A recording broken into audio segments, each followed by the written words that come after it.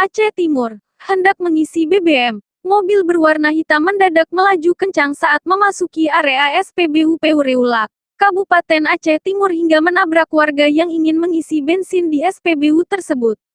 Selain menabrak warga, mobil yang ternyata yang dikemudikan seorang lelaki itu diketahui mobil rental, juga menabrak boks pengisian BBM hingga mobil terbalik. Kebetulan yang mengendarai motor RX King itu teman saya satu komunitas. Alhamdulillah tidak ada korban jiwa dan teman saya tidak apa-apa. Pengakuannya itu merupakan mobil rental, dan diduga lalai dalam mengendarai kendaraan, ujar salah seorang warga yang sedang di lokasi kejadian, Ashraf. Dari rekaman CCTV milik petugas SPBU Peureulag, Kabupaten Aceh Timur, mobil jenis Avanza warna hitam perlahan masuk area SPBU untuk mengisi BBM.